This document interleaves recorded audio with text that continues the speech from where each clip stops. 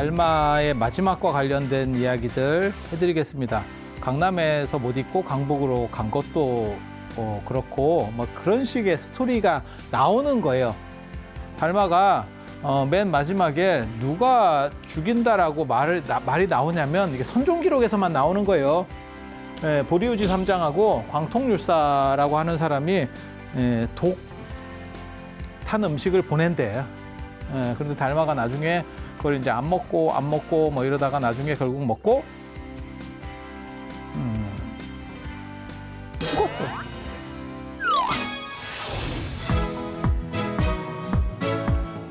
자, 안녕하세요. 지난 시간에 이어서 양무제 때 이제 등장하기 시작한 정토종, 담난 스님 이야기, 그 다음에 정토종의 흐름에 대한 거. 이거는 정토종은 좀 짧기 때문에 선종이나 이런 것들은 사실 한 번에 이렇게 정리해서 얘기하기는 상당히 어렵고요. 그거는 뒤에 계속 얘기를 해야 되는 사항들이고, 정토종 같은 경우는 뭐 철학적 내용이 별로 없어요. 그래서 그냥 한꺼번에 묶어서 가는 게 정리하기가 좀 편합니다. 그래서 당나라 때 이야기까지 한꺼번에, 그리고 스님이 세 분만 아시면 돼요. 그게 담난 스님, 도작 스님, 선도 스님, 이렇게 세 분만 보시면 되기 때문에 상대적으로 쉽습니다. 그래서 처음에 지난 시간에 잠깐 말씀드린 것 같이 그 담난 스님이 보리유지에 의해서 관무량수경 가르침을 받고, 그래서 관무량수경 계통을 뭔가가 있었던 것 같아요. 근데 세친의 우바제사 원생계, 그래서 저걸 왕생론주라고 하는데, 왕생, 그러니까 극락 왕생과 관련된, 그래서 무량수경과 관련된 흐름도 하나를 이렇게 배웠고, 이런 식으로다가 해서 이 담난 스님이 시작한 거는 정토야말로 진짜 필요한 거고, 그러한 이념적 토대를 완성한 거예요. 그래서 너네 같은 사람들로서는, 너희들로서는 야, 이거를 일일이 다 헤쳐갈 수가 없어. 그러니까는 큰 어른의 이렇게 불보살의 서원의 힘을 타고 그것을 통해서 가면 쉬워. 그리고 그런 식의 양상이 오늘날까지도 남아있는 게 반야용선 같은 거예요. 반야라는 지혜, 진짜 용배가 아니에요. 용배가 아니에요. 용선이라고 하는 거는 옛날에 최고급 배는 다 용머리를 장식을 해요. 용머리를. 그래서 황제가 타는 배를 용고라고 하는 거고, 그래서 반야라고 하는 지혜를 통해서 부처님이 계시는 극락으로 인도를 해주는 거죠. 근데 그 그림을 보면 실제로 여러 가지들이 많이 남아 있죠. 그러면 우람분경 변상도, 감로도 같은 데 보면 이렇게 그림이 이렇게 진짜 있죠. 그래서 여기 용머리, 그 다음에 배에 사람들이 이렇게 타고 있고, 그 다음에 앞쪽에 대부분 이제 일로왕보살이나 일로왕보살, 이쪽에 뒤쪽에 지장보살, 대부분은 이렇게 되어 있습니다. 대부분은 이렇게 되어 있습니다. 그렇게 해서 아미타 부처님을 이렇게 연부를 하면 그를 통해서 결국은 저쪽으로 가게 된다. 그러니까 혼자서 수행을 통해서 깨달음을 얻는 거는 너무 어려워. 그러니까 부처님의 서원력에 의지해서 편승해서 가는 게 쉬운 거야. 맞아요? 맞아요? 이렇게 주장 안 하는 사람 있지 않아요? 그 가장 대표적인 팀이 자력주의, 이런 걸 타력이라 하는 거거든요. 그러니까 뭐가 똑같으냐면 내가 공부해서 뭘 합격해서 뭘 하겠다가 아니고 와이로를 써서 누가 날 좀 봐주면, 땡겨주면, 뭔 뜻인지 아시겠죠? 아니, 친척이 큰 회사를 하고 있어. 그러면 조카 하나만 넣어줘. 이러면 그러면 일로 그냥 오라 그래. 이렇게 한다고 가정을 해봅시다. 이것도 가능한 거죠. 근데 그런 건 타당하지 않아. 시험 봐서 들어가야지. 그게 말이 돼? 무조건 자력이야. 그렇게 주장하는 파가 있죠. 그래서 정토종은 타력이고, 이 대칭점을 이루는 자력주의가 있어요.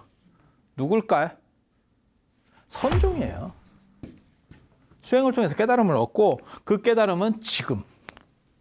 그래서 나중에 이제 선종과 충돌합니다. 정토종이 선종과 충돌합니다.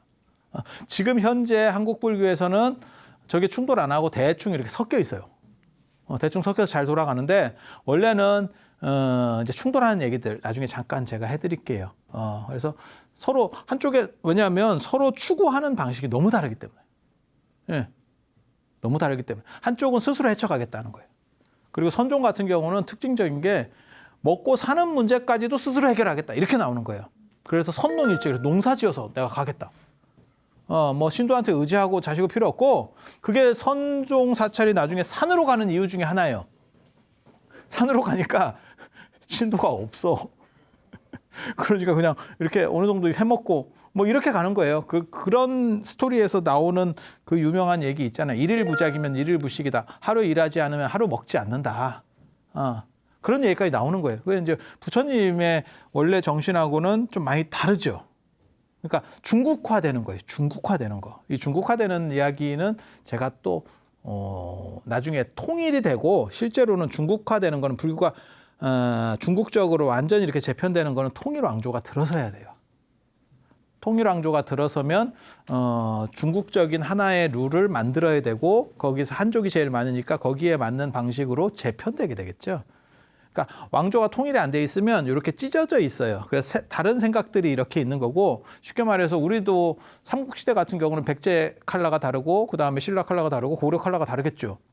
탑만 같아도 그래요. 고구려 같은 경우는 다층 다각탑이라고 그래서 사각형이 아니고 뭐 팔각형이라든지 그다음에 구층탑이라든지 뭐 13층 탑이라든지 이거를 다층 다각이라 그래요. 층수가 3층을 넘어서는 걸 다층, 그다음에 사각을 넘어서는 건 다각탑. 그래서 월정사 팔각구층 석탑이나 묘향산 보현사의 팔각 13층 석탑 같은 게 그 고구려식 양식을 계승하는 거예요. 백제식 양식이라고 하는 거는 약간 이렇게 정림사탑처럼 약간 이렇게 뭐랄까 좀 아기자기한 맛이 있는 거. 그 다음에 신라식 탑은 10원짜리 보시면 됩니다. 제일 싼 탑. 석가탑. 석가탑. 그래서 그런 식으로 약간씩 컬러들이 달랐던 게 하나의 통일이라고 하는 상황 속에 처해지면 어떤 일이 벌어질 것 같아요? 그게 서로 조율되면서 어느 정도 이상씩 붙어가겠죠. 그래서 탑하면 지금 떠오르는 거는 사실은 석가탑이 떠오르시면 정상입니다. 왜 석가탑 쪽이 이겼을까? 신라가 통일했으니까. 그래서 신라식에 맞는 하나를 조율해내는 거죠. 그래서 중국 불교가 이렇게 움직이기 시작하려면 수당이라고 하는 통일제국이 들어서야 돼요. 통일제국이 들어서야 돼. 그리고 그 통일제국의 컬러가 사실은 약간 달라요. 수나라, 당나라 같은 경우는 유목민족 피가 많아요. 그 사람들이 관농 집단이라고 해서 이제 조금 또 복잡한 얘기인데 그거 다 필요 없고 아무튼 유목민 피가 굉장히 많은 사람들이었기 때문에 단순히 한족 스타일하고는 또 약간 달라. 그런데 송나라에 가면 거기는 한족이 통일 왕조를 세운 거예요. 그러면 또 컬러가 다르겠죠. 그렇지 않을까요? 지배 민족의 피가 어느 쪽이냐에 따라서 그러니까 지금도 마찬가지잖아요. 우리가 한 나라지만 당에 따라서 집권당에 따라서 정책이 약간씩 바뀌잖아요. 그렇지 않을까요? 그렇게 간다라고 생각하시면 돼요. 그래서 그 통일이라고 하는 그러한 흐름 속에서 중국 불교라고 하는 게 대두되는 거고 그것들이 약간 컬러가 바뀌어가는 거 이런 얘기들은 나중에 통일 왕조 때 또 해드릴게요. 지금은 아직 통일이 안 됐어. 아직 통일 안 됐어요. 올해 안에 통일이 될까? 원래는 지금 다 온 거예요. 이 다음에 수 문제까지 지지난 시간에 수 문제 나왔다니까. 수 문제가 이렇게 딱 나왔다가 들어갔어요. 지금 수 문제 양견 나왔어. 양견 나왔어. 그래서 살짝 들어갔다가 지금 왔다 갔다 하고 있는 거야. 과도기. 그렇게 해서 이 도자기라고 하는 사람이 현중사, 여기서 지금 현중사, 지난 시간에 현중사 얘기했잖아요. 이 도자기라고 하는 사람은 타력신앙, 담난이라고 하는 사람이 현중사를 중심으로 해서 타력신앙, 그래서 이행도라고 하는 거를 강조해서 기본 정토종의 틀을 만든 사람이에요. 틀을 만든 사람. 그리고 이 도자기라는 사람이 오면 이 사람이 수나라, 당나라 때 이제 제국이 통일되는 시기거든요. 근데 이때 굉장히 재밌는 저 수나라 때가 굉장히 재밌는 것들이 많이 나와요. 그 중에 하나가 뭐냐면 이제 3개교, 나중에 이제 3개교 얘기도 잠깐 해드릴 거고, 뭐 방산석경 얘기도 잠깐 해드릴 건데, 되게 재밌는 게, 그 당시 사람들은 부처님 열반을 기원전 949년으로 봤어요. 전에 제가 부처님 생애 말씀드릴 때, 그때 이건 붓다로드니까 간략하게 말씀드렸는데, 그때 부처님 돌아가신 게 지금 불기 1년입니다. 불기 1년. 돌아가신 걸 기점으로 하는 거예요. 부처님은 불교는 돌아가셨을 때 완전한 깨달음을 얻기 때문에 그래서 돌아가신 걸 기점으로 하는데 이 부처님의 연대를 보는 관점들이 다 달라요. 지금 여러분이 생각하시는 불기 하면 떠오르는 그 연대는 최근에 결정된 겁니다. 최근에 결정된 거예요.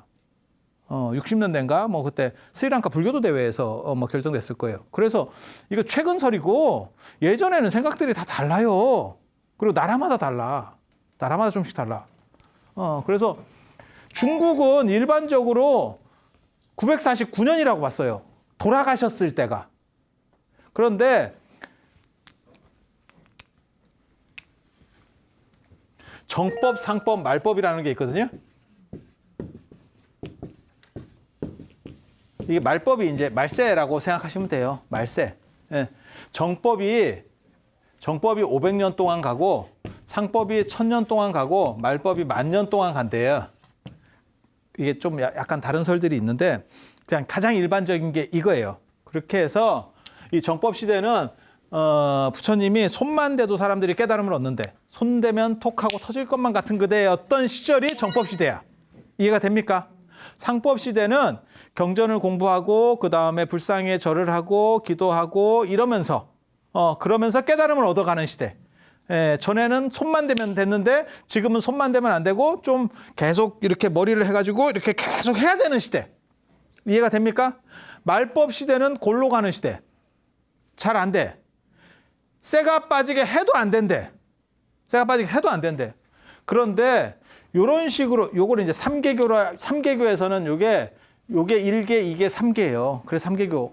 근데 말법이 이게 굉장히 재밌는 게 요때쯤으로 생각을 하면 이때가 말법 1년이야. 이때가 말법 1년이야. 1500년이 지난 거야. 대충 계산을 해보면. 그죠? 이 굉장히 재밌어.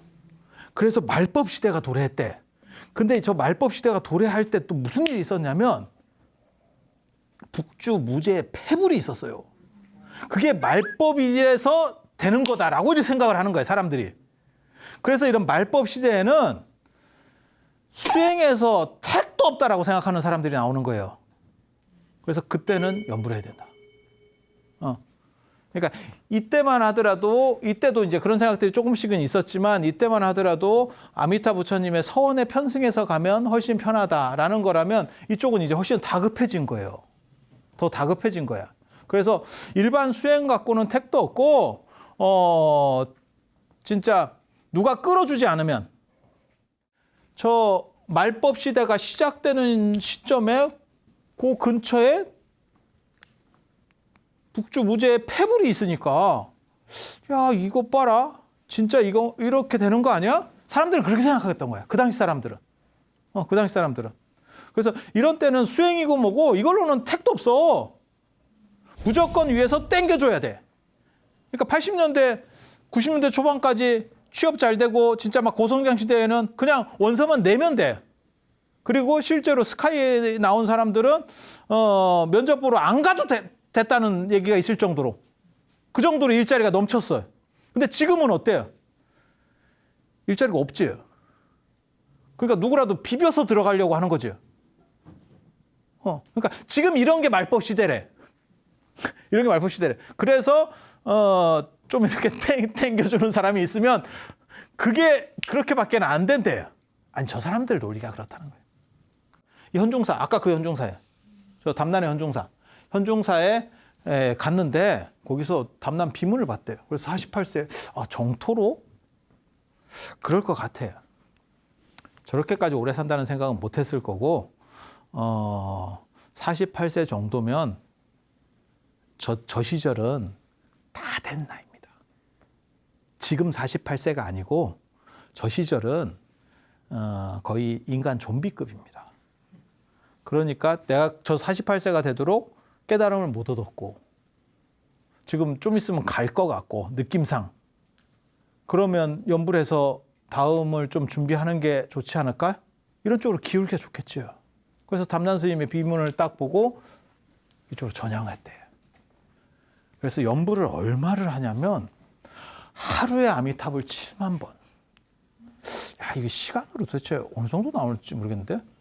저 양반이 칙명연불에 어떻게 보면 시작한 사람이에요. 아미타불, 칙명연불. 지금은 이게 굉장히 재밌는 게 연불하면 아미타불을 잘 안 해요. 아니 그렇지 않아요? 관세음보살을 하는데 극락에 가려면 아미타불을 해야 될 거 아니에요. 네. 그래서 저 영향을 받기는 받았지만 실제로 지금 절에서 하는 상황들은 약간 다릅니다. 재지낼 때만 아미타불 하고 보통 때는 관세음보살 아니면 지장보살. 그죠? 그렇게 해서 아미타불 연불을 하루에 7만 번 하고 당신은 아마 돌아가신다고 생각했을 거예요. 그리고 그런 정도 위치가 되면 그렇게 나이도 많고 이제 내가 얼마 안 갈 것 같아. 그럼 진짜 열심히 했을 거예요. 저는 그런 생각 들거든요. 왜냐하면 저 봉은사에서 광주 그 당시에는 강남 봉은사 아니고 광주 봉은사인데 거기 추사가 과천에 살 때 이렇게 와가지고 이렇게 매일같이 그 연비하고 참회하고 하는 거 보면 상당히 간절합니다. 왜? 죽을 때가 다 돼서. 사람이 죽음에 대한 공포가 이렇게 멈습해 오는 거죠. 그래서 아미타불만 7만 번 한 게 아니고 매일 아미타불 7만 번 하고 관무량 수경을 200회 이상 설했대요. 야, 이거는 진짜 재밌지. 저기서 관무량 수경 배웠잖아요. 보리유지한테. 저 담난 스님이 보리유지한테 관무량 수경 배웠잖아요. 그래서 관무량 수경 200회. 오래 살아서 그래요. 저 48세쯤에 한 몇 년 있다가 가나 이랬는데 계속 수명이 늘어나는 거죠. 이게 무량수 부처님을 극락 가서 본 게 아니고 그 영향에 가피를 입어서 내가 지금 수명이 무량하게 이렇게 늘어나고 있는 거예요. 이게 지금. 그래서 이 어른이 쓴 책이 안락집이에요. 그리고 저 양반이 뭐 하냐면 소두연불이라는 걸 해요. 소두연불. 소두연불이 뭐냐면 콩이나 팥 같은 거를 연불 한 번 할 때마다 이렇게 넣는 거예요. 던지는 거예요. 네. 그렇게 해서 숫자 세는 거.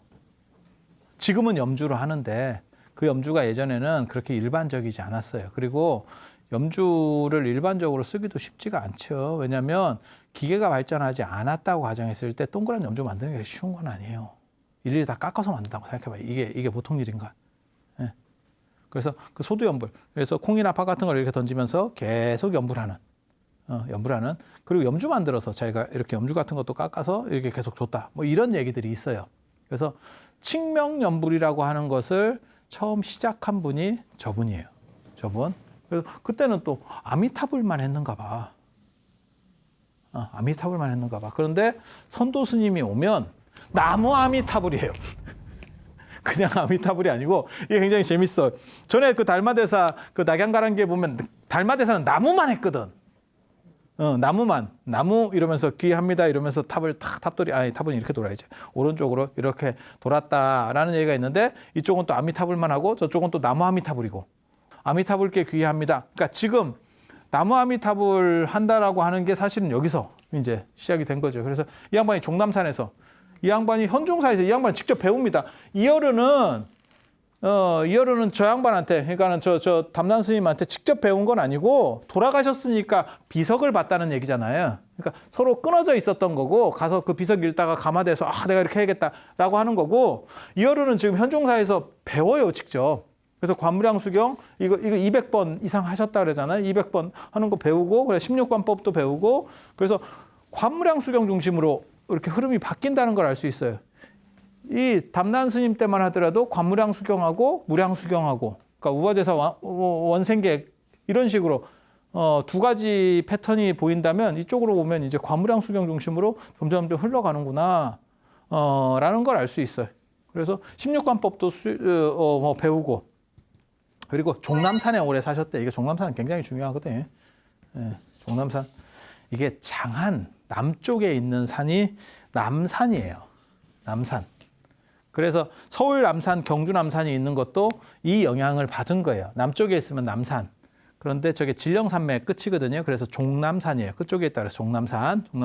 종남산이 모든 종파불교의 거의 그냥 메카라고 보면 됩니다. 화엄종도 저기서 시작되고 삼계교도 저기서 시작되고 지금 남산 율종도 아까 우리가 지난 시간에 있었던 광통률사 그 양반이 사셨던 데는 아니고 나중에 그 율종을 집대성하는 그 도선 스님이 사셨던 데가 종남산이에요.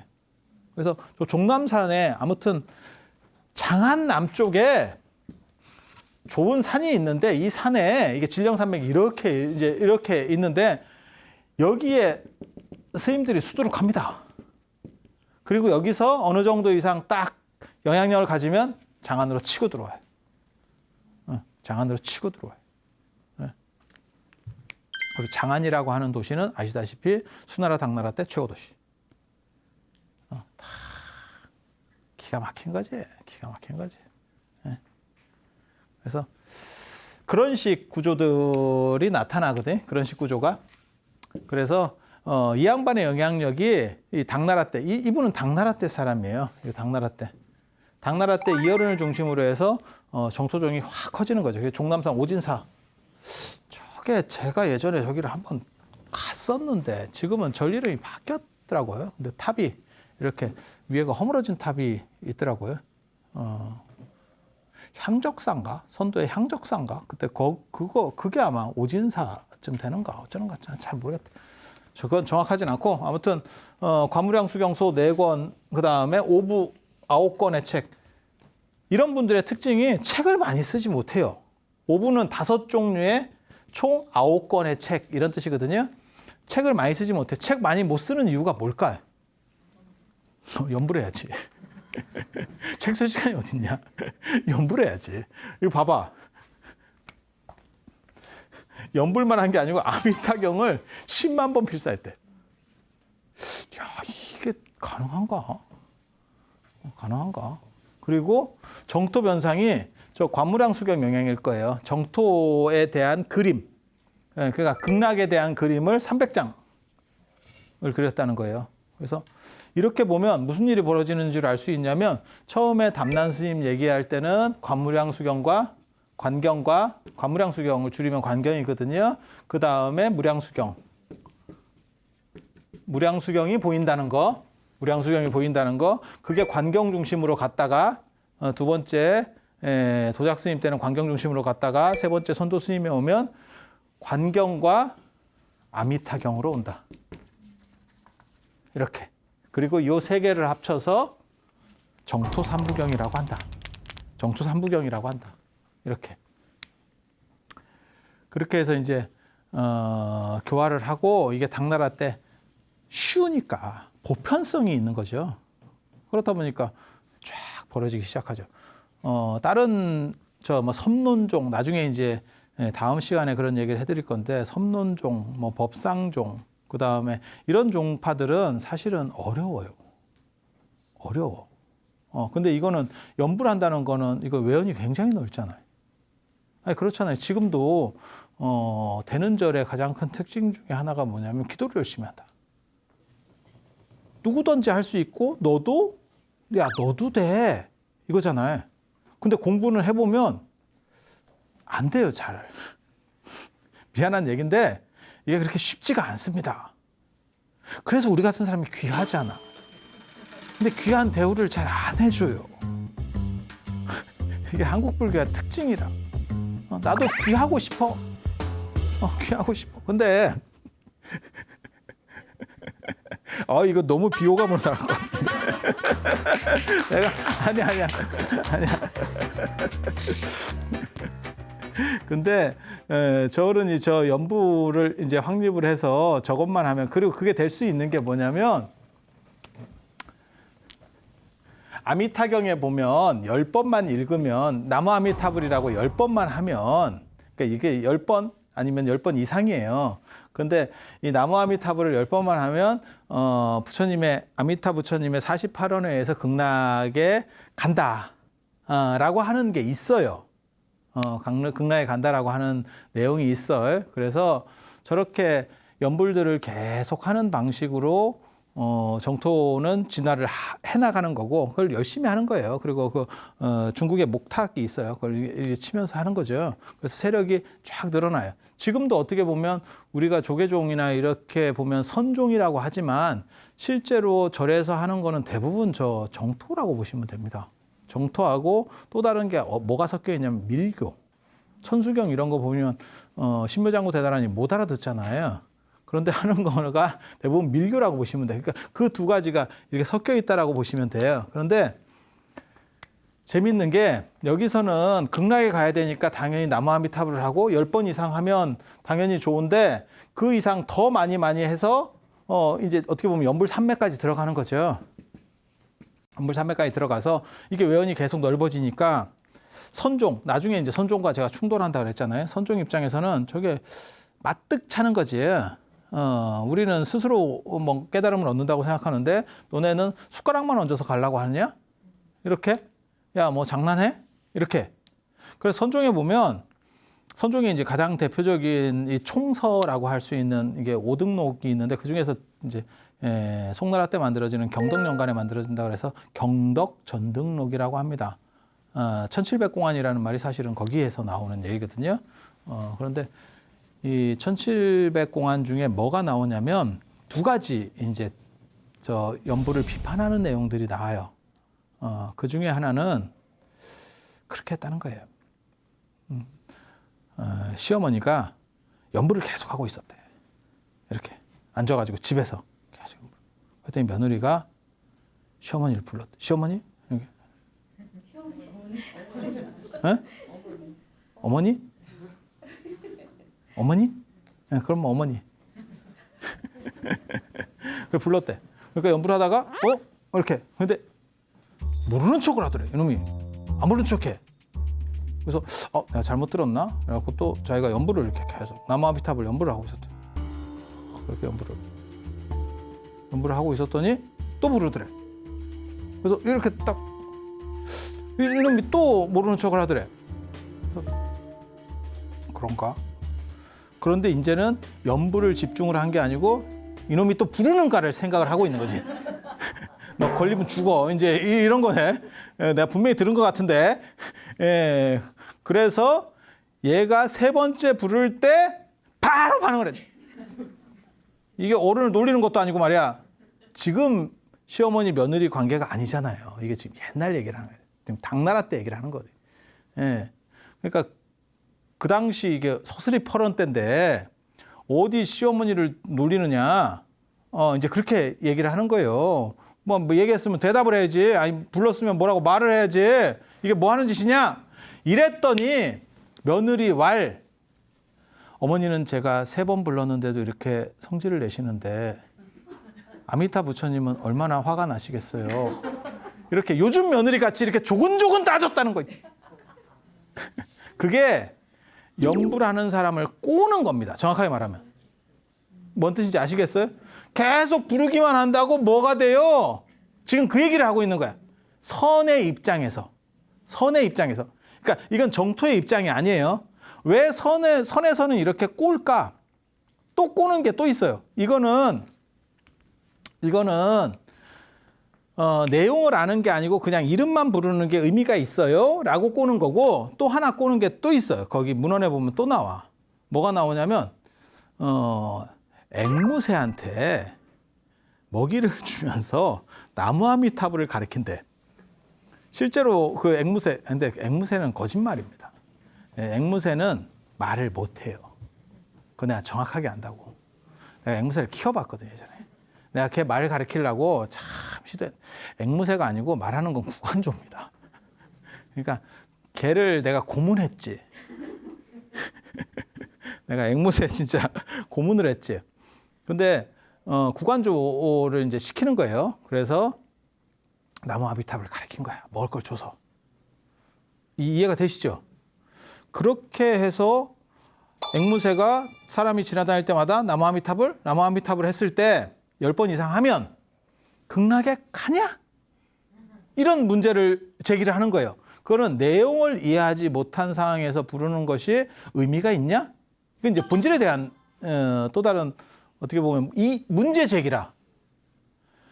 선종은 이렇게 정토종을 까는 얘기가 나오는데 정토종에서는 선종을 까는 얘기가 없습니다.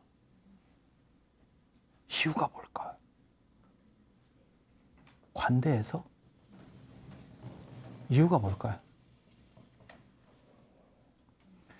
인도 불교에도 마찬가지예요. 대승불교는 소승불교를 까는 얘기가 나오는데 경전에 소승불교는 대승불교에 대해서 신경을 안 씁니다. 이유가 뭘까요? 소승불교가 더 범위가 큰 거예요. 큰 거예요. 그리고 대승불교는 후발이어서 요거를 어떻게 해서든지 이겨먹으려고 하는 거고 정토도 선종보다 외연이 넓으니까 신도도 많고 훨씬 더 컸겠죠. 그에 비해서 선종은 이제 그거를 이기려고 하고 있는 상황이고 그러니까 계속 디스하면서 이제 하나하나 이렇게 가고 있는 거고 그래서 지금도 마찬가지예요. 어떤 스님이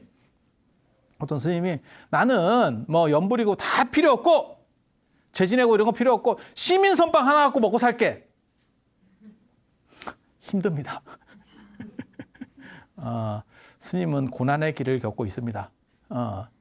제가 이제 그런 분을 만나면 그렇게 얘기를 해주겠죠. 일일부작, 일일부식을 하셔야 될 겁니다.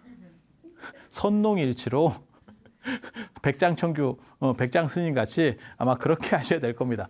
그러니까 선종 입장에서는 정토종이 이렇게 세력이 큰 게 조금 이제 그렇게 보이는 거고 그렇게 해서 선종문헌에서는 이렇게 꼬는 게 나와요. 근데 그거 얘기를 해드릴게요. 그 앵무새는 아까 그 며느리 얘기는 사실 생각하기 나름인 거예요. 며느리 얘기는 그렇게 부른다는 자체만 가지고도 아니 10번 이상 부르면 아미타 부처님이 패스해 주기로 한 거야. 계약이 그렇게 체결이 돼 있다니까. 그러니까 그거는 뭐 대답을 하든 안 하든 그 관계는 없어요. 그런 관계는 없고 그거는 이쪽 관점에서는 충분히 이것도 설득력이 있는 논리 구조라는 뜻이에요. 부르기만 하면 나는 아미타 부처님께 귀의합니다. 그렇게 서원을 세워서 거기에 티켓만 그 극락 티켓을 내가 얻어내면 되니까 그리고 그 티켓을 어떻게 준다라고 책에 명시가 돼 있어. 거기에 보면 10번 이상 하면 이렇게 나오는 거예요. 그러니까 그렇게 나는 그렇게 그 방식을 쓴다라고 하면 되는 거예요. 앵무새 얘기는 극락에 갈까? 앵무새는 극락에 갈까? 답이 있습니다. 그 얘기는 100% 답이 있는 겁니다. 앵무새는 지금도 그게 가능하다. 반려견 이렇게 훈련하고 이런 영상 보면 유튜브 같은 데 보면 그거 있잖아요. 개가 말을 못하니까 말하는 걸 이렇게 녹음시켜 놓고 이렇게 개가 발로 누르게. 그런 거 보셨어요?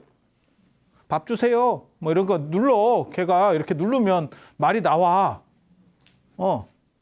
근데 거기에 아미타볼 이렇게 하면 아미타볼. 훈련 되겠더라고요. 그것도 잘하면. 왜냐면 계속 먹을 거 주면서 하면. 근데 앵무새는 극락에 못 갑니다. 제가 그 답은 확실하게 합니다. 앵무새는 극락에 못 갑니다. 사람은 그렇게 해도 제가 보기에는 갈 수 있습니다. 이 정토도 논리 구조가 있어요. 그러니까 선에서는 깔려고 하기 때문에 그렇게 약간 풍자식으로 하는 거고 정토도 논리 구조를 보면 그것도 가능한 논리 구조가 충분히 있습니다. 하지만 앵무새는 아무리 연불해도 극락에 못 갑니다. 그걸 당신이 어떻게 하느냐? 극락에는 사막도가 없다라고 나와요. 사막도는 지옥아기 축생. 앵무새는 축생이잖아. 그래서 앵무새는 극락에 못 가. 이렇게 얘기하면 꼭 그렇게 얘기하는 사람이 뭐 가릉빈가가 있고 뭐 극락조가 있다던데요. 그거는 화작이라고 나옵니다. 쉽게 말해서 홀로그램. VR로 아미타 부처님께서 그 극락 대중들을 이렇게 제도하기 위한 방편으로 쓰는 거지 그게 거기서 직접 태어나 있는 게 아니에요. 진짜 태어나 있는 게 아니에요. 그래서 그것과는 약간 달라. 그리고 이 얘기를 했잖아요. 이게 말법 1년이다. 이게 정토 신앙에만 영향을 미치는 게 아니에요. 정토 신앙에만 영향을 미치는 게 아니고 삼개교 신행이라고 하시는 분에게도 영향을 미쳐요. 삼개교라고 진짜 특이한 저런 사람이 있나 싶을 정도의 삼개교가 3개가 요 정법, 상법, 말법이라고 그랬잖아요. 말법 수에는 일반적인 수행을 해서는 택도 없다. 근데 이 양반이 하는 게 뭐냐면 모든 사람을 공경하고 내가 악이라는 거를, 나는 악한 사람이라는 걸 인정을 하래. 그러니까 나는 지금 상태가 메롱이니까 내가 그것을 씻어내야 된다. 그러니까 기독교하고 비슷해. 너네는 죄인이야. 원죄설 비슷한 거예요. 너네는 죄인이야. 그러니까 너네가 어떻게 해서든지 다른 사람을 위해서 이타적으로. 중국 불교 중에서 이게 거의 유일하고요. 그 다음에 중국 철학에서는 묵자, 제자백과 시대때 묵자. 이 두 개가 이타적인 거를 해요. 이 동아시아가 특징이 약간 집단적인데도 불구하고 이기적입니다. 자기를 먼저라고 하는 게 이게 좀 강하거든요. 근데 저 두 집단만 이타적인 얘기를 해요. 이타적인 얘기를 해요. 그래서 묵자는 죽은 뒤에 천국 간다라고 얘기해요. 거기서 보상받는데. 청교도하고 똑같아. 청교도하고 똑같아. 그런데 이 삼개교 같은 경우는 모든 사람을 공경하고 스스로를 나쁘다고 생각해서 자기를 낮추래. 그래서 봉사행을 하고 그 다음에 참회하고 그런 식의 삶으로도 그런 식으로 삶을 살아야만 구원될 수 있대. 굉장히 재밌는 거예요. 그래서 그 당시 이 말법 시대 경전과 관련해서 두 가지 책을 주목해요. 삼개교의 신행이라고 하는 분이 두 가지 책을 주목하는데 그게 하나가 뭐냐면 지장 16경. 지장 3부경이라고 하는 책이 있어요. 여러분 아시는지 모르겠는데 지장 16경, 그 다음에 시장보살 본원경, 이게 보통 지장경이라고 하는 책이고 그 다음에 또 하나가 뭐냐면 점찰선학 업보경. 이 16경하고 이 책을 주목을 합니다. 그래서 16경에 보면 진짜 저기 16경이 어떻게 만들어진 책인지 정확하게 잘 모르겠는데 아마 호탄 쪽에서 만들었을 걸로 추정은 하는데 호탄에 가라제 위산이라고 하는 산이 있는데 그 산이 지장보살 신앙의 어떻게 보면 메카예요. 그러니까는 관세음보살하면 보타락가산, 그 다음에 청량산 하면 문수보살 이러듯이 그 가라제 위산이 호탄에 있는 실제적인 산입니다. 거기가 지장보살의 어떻게 보면 시작점이 아니냐, 지장신앙의 시작점이 아니냐, 뭐 이런 생각들을 하는데 다 연구된 거 아니에요. 우리 같은 사람이 연구를 하고 있는데 그 연구하기 진짜 어렵습니다. 가기도 어렵고. 참. 아무튼 뭐 그렇다 치고 저 경은 특이하게도 지장보살이 여러분 지옥 중생을 구제한다. 이거는 지장경에 나오는 겁니다. 지장보살 본원경에. 16경에는 그런 얘기 거의 없어요. 관세음보살처럼 현세 구제적인 얘기를 해요. 근데 저 16경에는 진짜 불교가 어떻게 파괴되는 듯한 그런 뉘앙스들이 있어요. 그래서 상태가 메롱일 때는 스님들이 굉장히 메롱이래. 그 메롱인 스님들을 스님으로 인정할 거냐? 저거는 스님이 아니라고 봐야 될 거냐? 이런 논점들 얘기가 나와. 그런데 저 16경에는 뭐라고 변호를 이렇게 쉴드를 쳐주냐면 그래도 저렇게 상태가 그지 같은 놈을 보고도 부처님을 생각할 수 있으니까 저 사람은 봐줘야 돼. 이런 얘기를 해요. 그게 옳다라고 얘기하는 게 아니에요. 그러니까 저기에 깔려있는 의식은 우한의식 같은 거예요.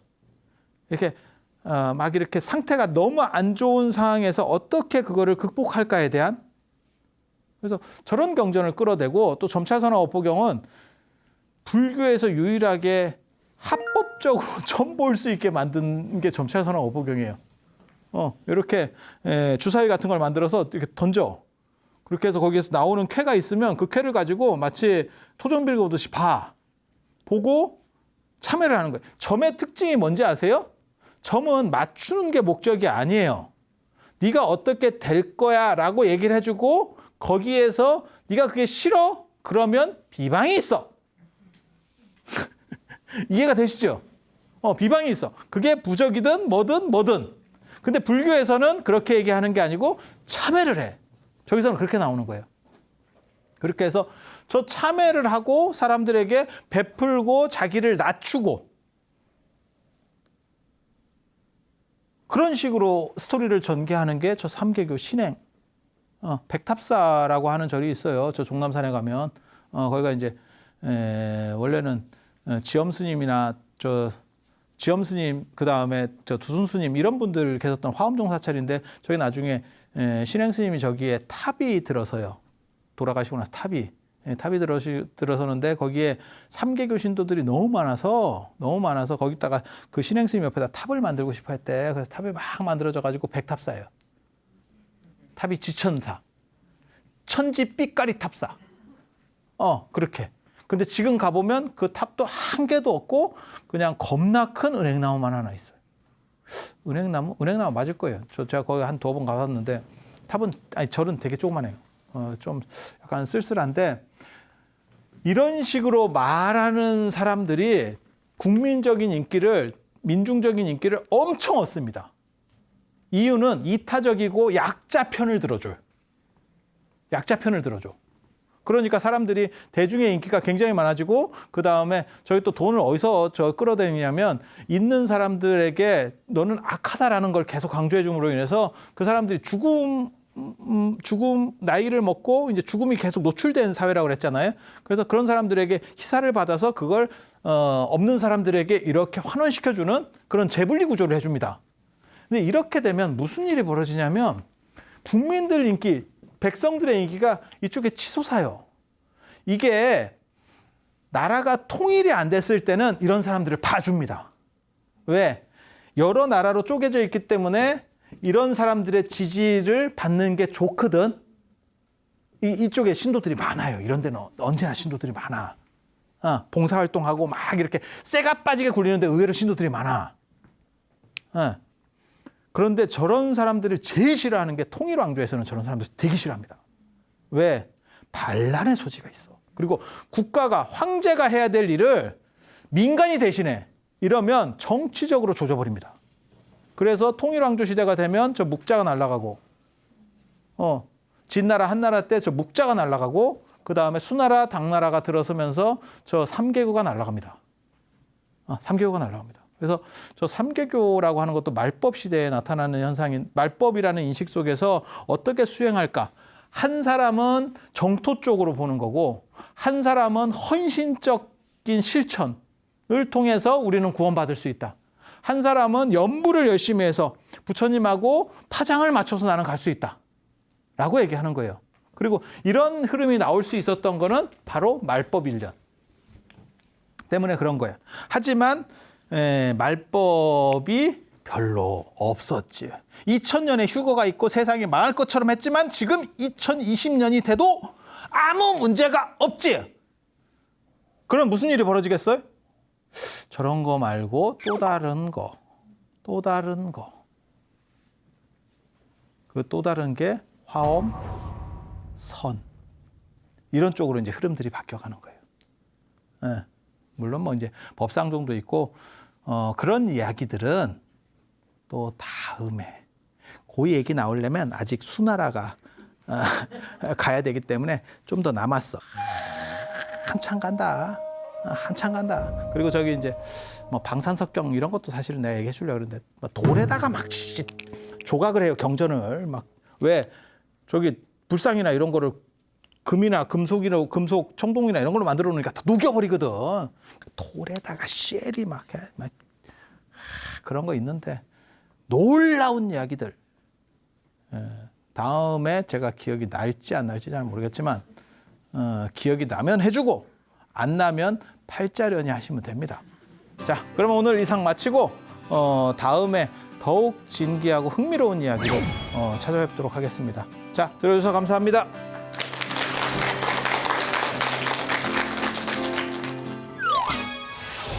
후기불교 경전에 보면, 그러니까 아함이나 이런 데 보면 깨달음을 얻고도 자살하려고 하는, 아라한들이 자살하려고 하는 이야기가 나와요. 그래서 과연 깨달음이라는 게 뭔가에 대해 생각을 또 해보게 되는, 아라한이라고 해서 반드시 행복하지는 않은 거 아닌가? 라는 생각을 이렇게 생각해 볼 수 있는, 아라한이 자살하려고 한다는 게 말이 맞나? 행복의 기준이라는 게 뭔가, 그리고 깨달음을 얻었을 때 어느 정도 범위까지 행복한 건가에 대한 생각들을 하게 될 수 있는 거예요. 과연 스트레스를 받는다고 자살을 하려고 하는 것이 어느 정도 이상 수행, 그다음에 정신적으로 이렇게 완성된 사람에게 있어서 가능한가? ARS에 동참하신 분들 중 추첨을 통해 황제바이오 꽃송이버섯 액기스를 선물로 드립니다.